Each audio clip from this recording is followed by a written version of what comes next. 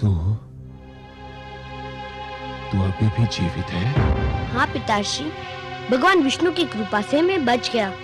किंतु मैं आपसे ये पूछता हूँ कि आपके आज्ञा अनुसार मेरा वध हो जाता तो क्या आप मुझे पुनः जीवित कर सकते थे? बंद कर अपना प्रलाप। गुरुदेव कहाँ है? कहाँ है गुरुदेव? मैं यहाँ हूँ दैत्येंद्र।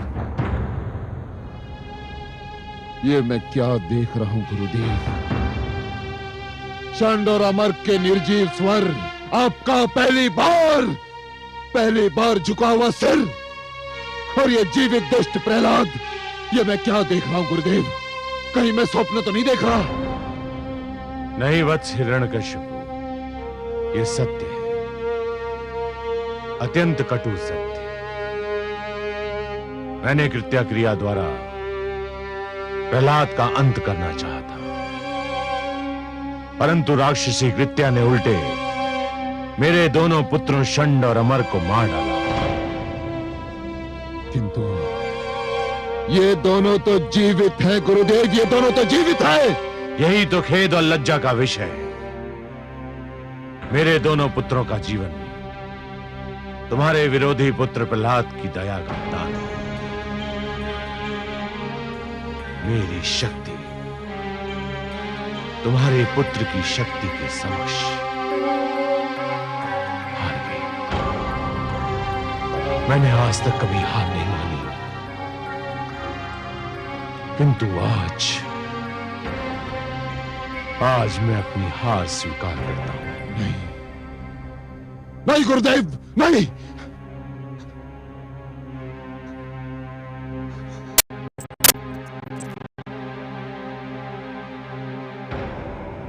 ये नहीं हो सकता,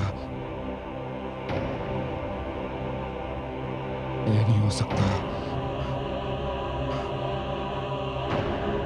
मैं ऐसा नहीं होने दूंगा, ऐसा कदापि नहीं होने दूंगा। तेरे विष्णु ने मेरे भाई को छीना, मेरी बहन को छीना, और अब मेरे गुरुदेव को छीन लिया तेरे विष्णु ने।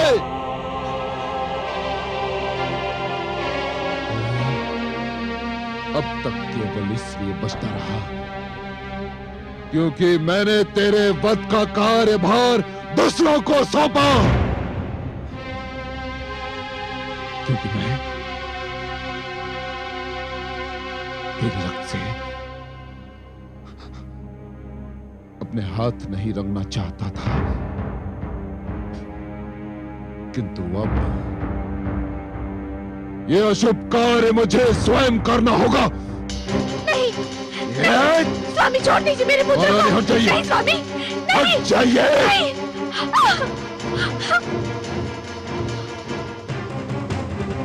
अब कोई नहीं आ सकता तेरे बीच।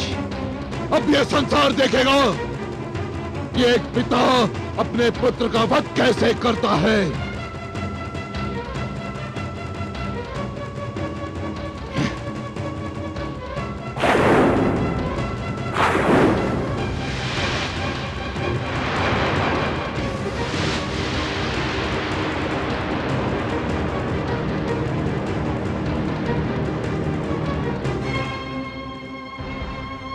अब मैं इस आसुरी खड़क से तेरा शीश उतारूंगा।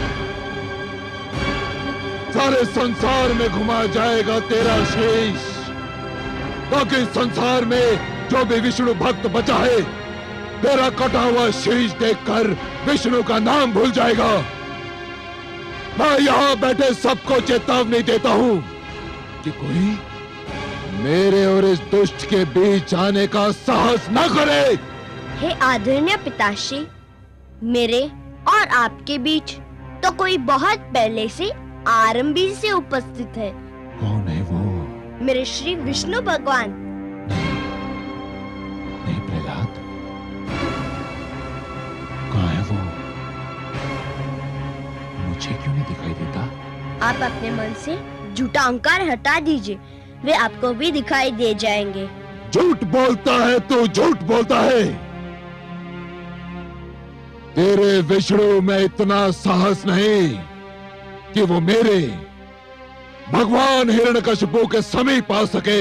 समीप नहीं पिताश्री, वे तो आपके भीतर भी है, बस आप देखने का प्रयत्न नहीं करते। तू रोक ले अपनी जीभ, रोक ले, अन्यथा सबसे पहले मैं तेरी जीभ काट कर फेंक दूंगा, जिस पर तू बार बार मेरे भ्राताश्री और बहन के हत्यारे का नाम ले रहा है।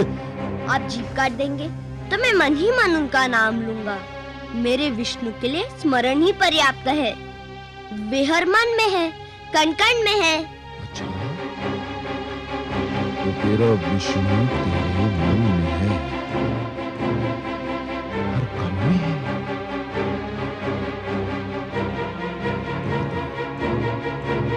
तेरा विष्णु स्लोस्तंभ में है? हाँ पिताश्री, मेरा विष्णु इस लोह स्तंभ में भी है। सैनिकों, इस लोह स्तंभ को अग्नि से तपाओ, इसे अंगारे की भांति लाल बनाओ।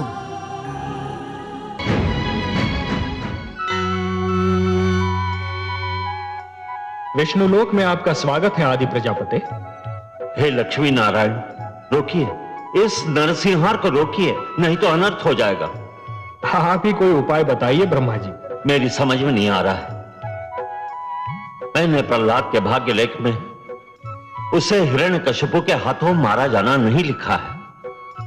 दूसरी ओर मैंने हिरण्यकशिपु को भी ऐसा वरदान दे रखा है कि वो मर नहीं सकता। इसीलिए मैंने सदैव यही कहा है हे ब्रह्मा, कि वरदान देने से पहले यह अवश्य सोच लेना चाहिए कि वरदान किसे दिया जा रहा है, क्यों दिया जा रहा है। जिसे यह वरदान दिया जा रहा है वो व्यक्ति इस वरदान का पात्र है भी या नहीं, और यदि है भी तो क्या वो उस वरदान का उचित उपयोग करेगा या नहीं। वो उस वरदान को आत्म सुख का उपहार मानेगा या दूसरों को दुख देने का शस्त्र। हे ब्रह्मा, जिस प्रकार शिशु के हाथ में खड्ग थमा देना अनदेखे संकट को निमंत्रण देना है, उसी प्रकार एक दुष्चरित्र व्यक्ति को वरदान दे देना अपने लिए और सृष्टि के लिए घातक घटनाओं को निमंत्रण देना है। आप सत्य कहते हैं, पर धनुष से बाण निकल चुका है। वरदान तो मैं दे चुका हूं, अब क्या हो सकता है। आपको कुछ तो करना ही होगा।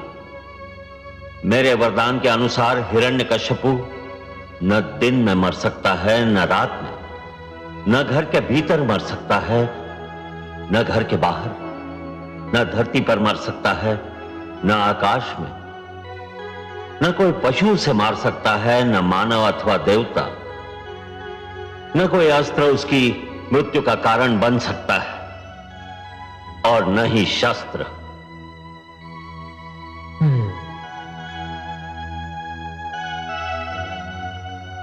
बहुत जटिल समस्या है ब्रह्मा जी।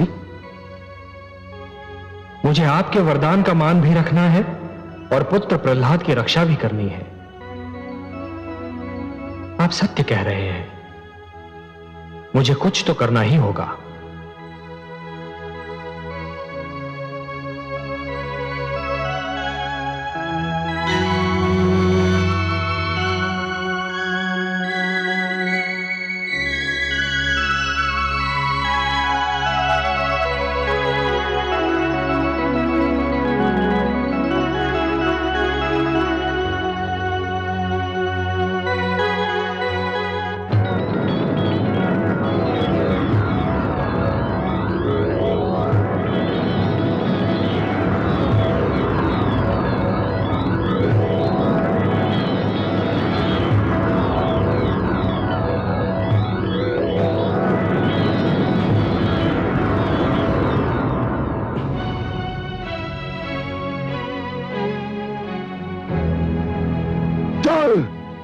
स्वामी, मत ले जाइए मेरे लाल को, छोड़ दीजिए उसे, क्षमा कर दीजिए, मत ले जाइए उसे, क्षमा कर दीजिए स्वामी, मत ले जाइए, मत ले जाइए, मत ले जाइए।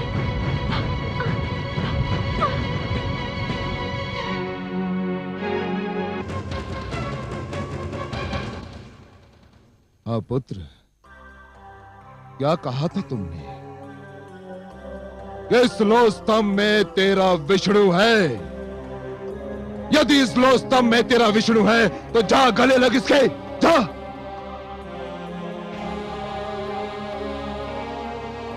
आगे बढ़ दुष्ट, अपने विष्णु का आलिंगन कर, जा।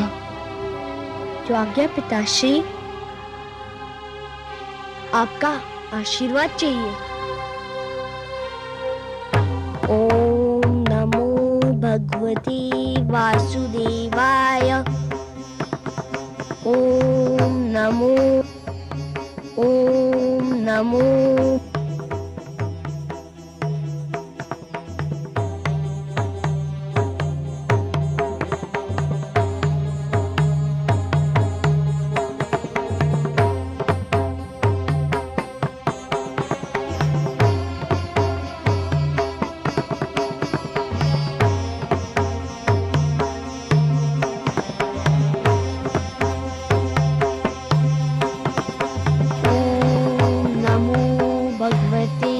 वासुदेवाय। ओम नमो भगवते वासुदेवाय। ओम नमो भगवते वासुदेवाय। ओम नमो भगवते वासुदेवाय।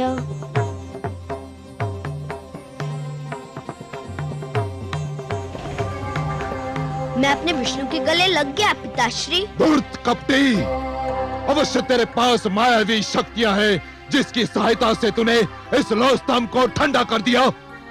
सैनिकों, बांध दो इसे इसी खंबे से। आज मैं इसके प्राण लेकर ही दम लूंगा। बांध दो इसे।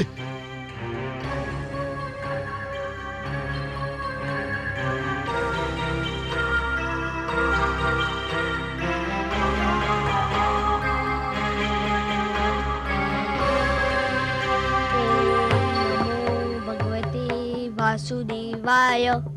ओम नमो भगवते वासुदेवाय। ओम नमो भगवते वासुदेवाय। ओम नमो भगवते वासुदेवाय।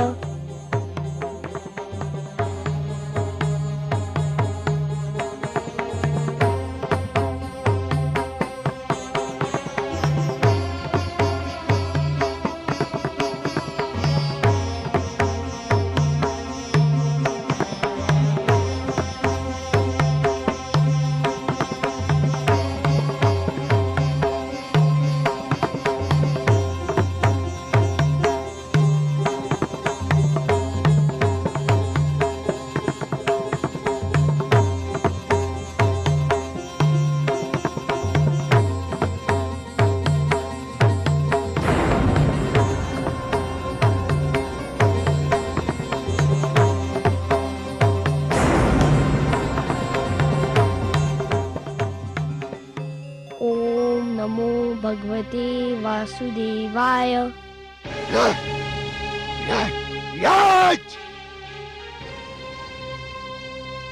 अब तुझे कोई नहीं बचा सकता, तेरा विष्णु भी नहीं। हाँ,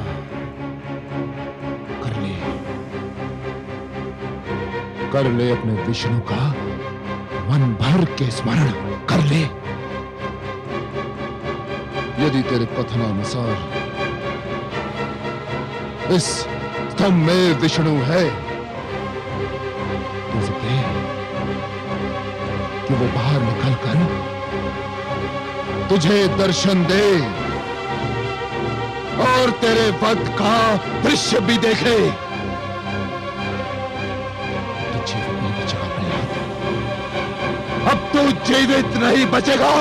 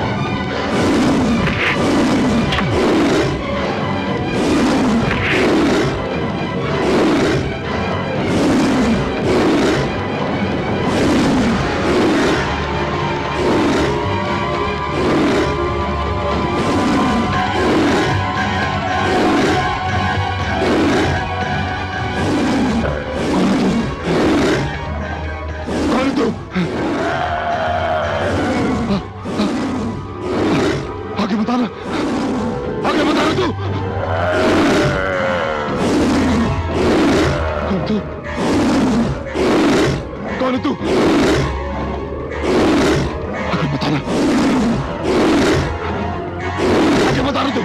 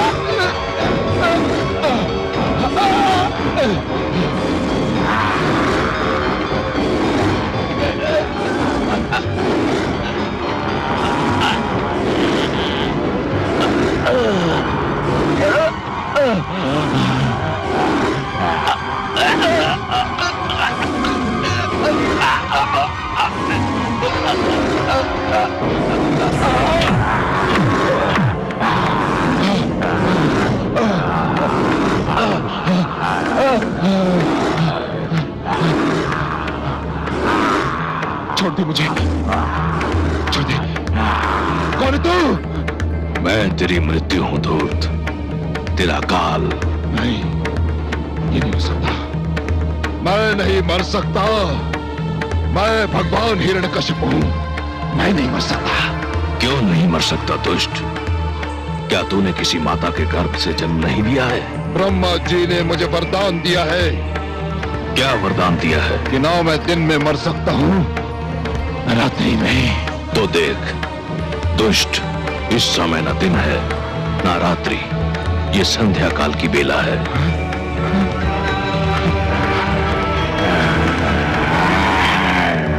ना मैं घर के भीतर मर सकता हूं, न घर के बाहर।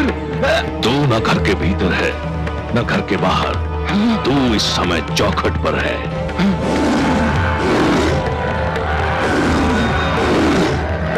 ब्रह्मा जी ने कहा था कि ना मैं धरती पर मर सकता हूं, आकाश में। ब्रह्मा ने सत्य कहा था। देख तू इस समय ना धरती पर है ना आकाश में, तू धरती और आकाश के मध्य मेरी गोद में है। और क्या कहा था भाग्य विधाता ने?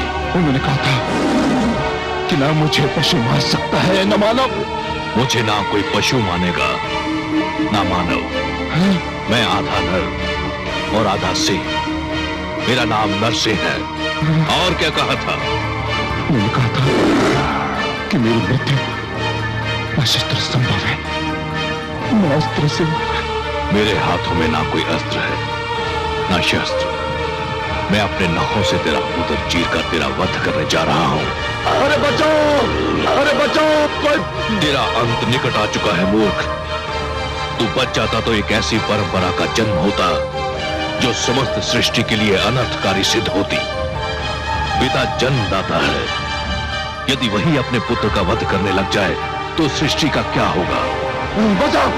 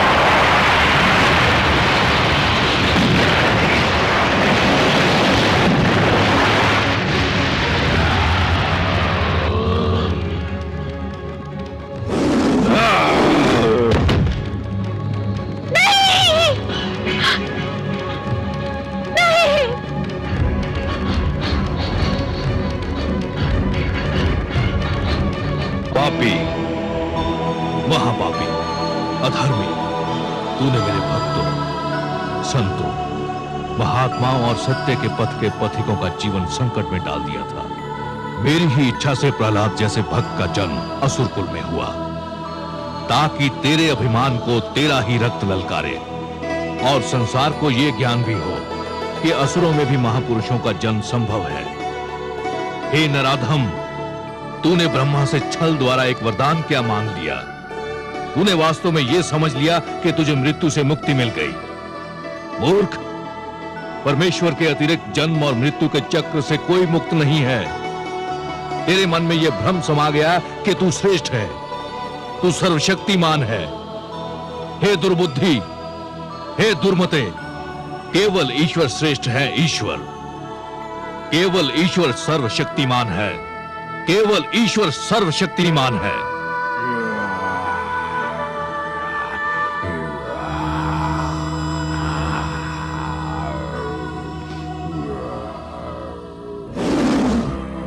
शांत हो जाइए हे विश्वेश्वर, शांत हो जाइए। नहीं, आज संसार को यह ज्ञात हो जाना चाहिए कि परमेश्वर की शक्ति को ललकारने वालों का क्या परिणाम होता है।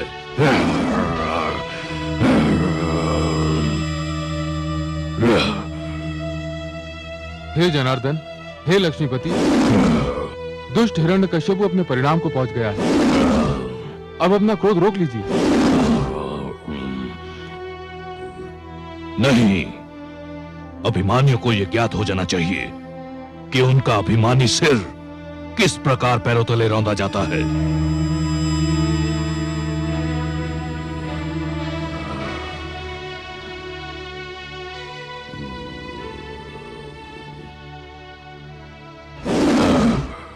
हे वासुदेव, आपने न्याय कर दिया है। हिरण्यकशिपु के शरीर के साथ उसका अभिमान भी ठंडा पड़ चुका है।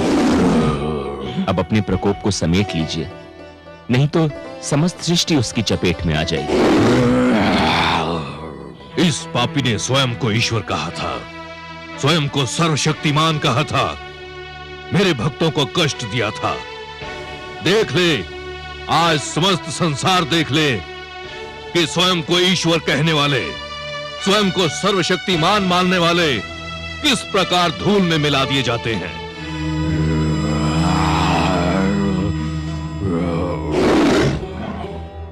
हे दया निधान, हे कृपा सागर, हे करुणा सिंधु, मैं जानती हूँ जब मानवता पे कोई संकट आता है, जब कोई आपके भक्तों को सताता है, तब आपके मन में क्रोध का ज्वार उमड़ता है। परंतु हे सर्वेश्वर, आपके भक्तों के शत्रु को आपने अपने हाथों से मारा है। अब तो आप शांत हो जाइए। कैसे शांत हो जाऊं? अधर्म को कैसे सहन कर लूं? अधर्म मेरे समक्ष मृत पड़ा है और अधर्म को तो मैं मृतक रूप में भी नहीं देख सकता।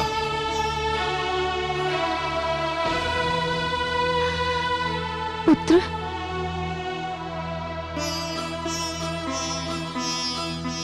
पुत्र, इनके क्रोध का कारण है तुम्हारा कष्ट।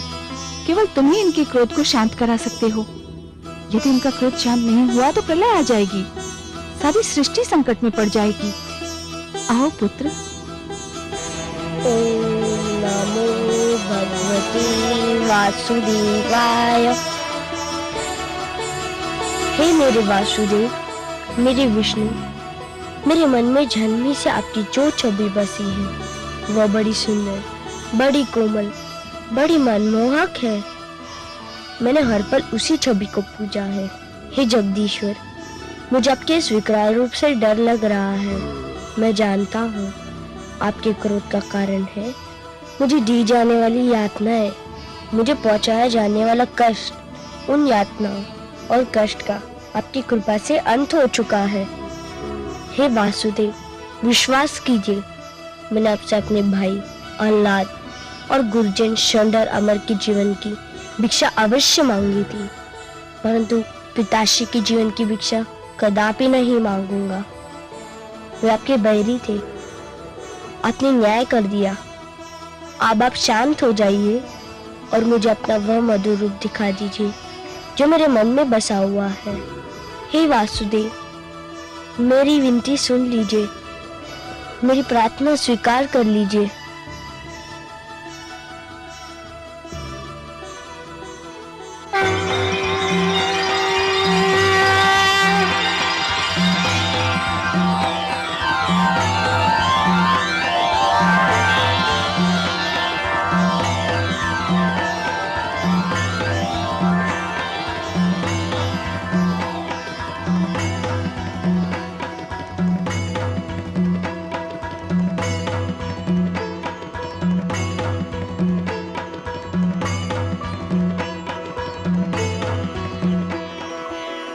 तुम धन्य हो पुत्र, तुम धन्य हो। तुमने असुरों के बीच भक्ति की सुगंध फैलाई। तुमने दानवता के अंधकार में सत्य का दीप जलाया। तुमने असभ्यता की इस कीचड़ में सभ्यता का कमल खिलाया। तुमने इतनी छोटी आयु में मेरी राह में इतने सारे कष्ट सहे, परंतु अपने धैर्य का साथ नहीं छोड़ा। तुमने सबको यह दिखा दिया कि एक गुरु कैसा हो, शिष्य कैसा हो, शिक्षा कैसी हो। मैं तुमसे अत्यंत प्रसन्न हूं पुत्र प्रहलाद, अत्यंत प्रसन्न हूं। तुम मेरे परम भक्तों में गिने जाओगे। जब तक यह समस्त संसार रहेगा, कोई भी तुम्हारा नाम कदापि नहीं भूल पाएगा।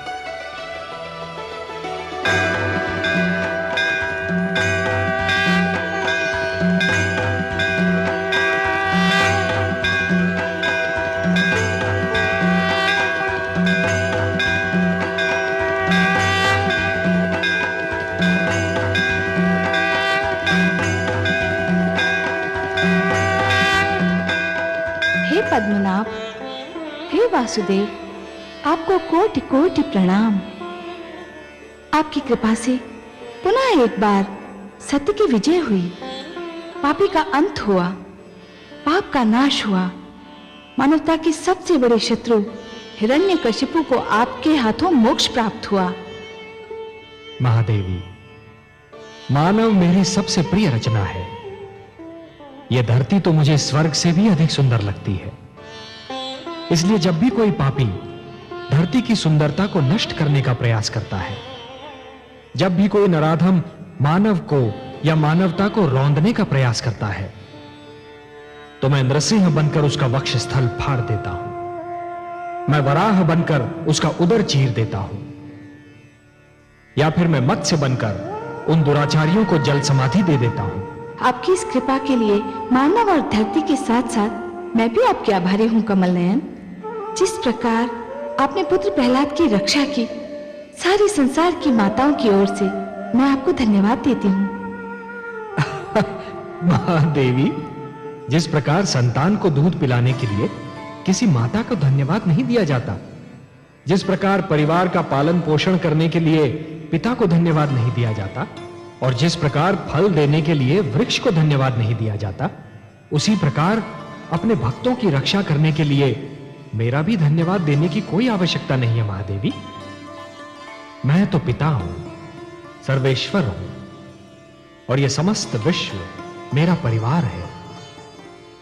भक्त प्रहलाद तो मेरा एक महान भक्त है महादेवी, और अपने भक्तों से मैं इतना अधिक प्रेम करता हूं कि कदाचित स्वयं अपने आप से नहीं करता।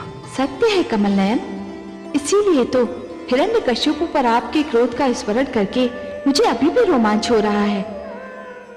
महादेवी, एक पापी, एक अत्याचारी कभी भी मेरी दया का पात्र नहीं हो सकता। हिरण्यकशिपु के पापों का घड़ा मेरे भक्तों से रक्त से भर रहा था। कोई भी दिन ऐसा नहीं था जिस दिन उसने मेरे भक्तों की हत्या न की हो। जिस क्रूरता से उसने विष्णु नाम के बालक की हत्या कर दी, उसी क्रूरता से मैंने भी उसका वध कर दिया। आपको उस पापी के लिए कैसा भयानक रूप धारण करना पड़ा था? महादेवी, अपने भक्तों की रक्षा करने के लिए मैं कोई भी रूप धारण कर सकता हूं। जैसे आज नृसिंह अवतार धारण करके मैंने उस पापी हिरण्यकशिपु का वध कर दिया, जो स्वयं अपने ही पुत्र का वध करना चाहता था, केवल अपने पाखंड की रक्षा करने के लिए। अपने स्वार्थ, अपनी महत्वाकांक्षा के सामने वो ना तो राजधर्म को निभा पाया, न एक पति के धर्म को, और ना ही पिता के धर्म को। मैंने उसके वंश में प्रहलाद जैसे बालक को जन्म दिया। प्रहलाद, जिसका मुखमंडल देखकर स्वयं अत्याचार को भी दया आ जाए। परंतु हिरण्यकशिपु को दया नहीं आई महादेवी। महादेवी, यह धरती मैंने ऐसे अत्याचारियों के लिए नहीं बनाई। यह धरती मैंने ऐसे हत्यारों के लिए नहीं बनाई। इस धरती की सुंदरता धमाके से उजाड़ने के लिए मैंने नहीं बनाई महादेवी। इसलिए आज मैं यह पुनः घोषणा करता हूं, परित्राणाय साधूनाम विनाशाय च दुष्कृताम धर्म संस्थापनार्थाय संभवामि युगे युगे। जब जब धर्म पर संकट आएगा महादेवी और ये दुष्ट जन महात्माओं को कष्ट पहुंचाएंगे, तब तब धर्म की रक्षा करने में आऊंगा, धरती और मानवता की रक्षा करने में आऊंगा और हर युग में आता रहूंगा।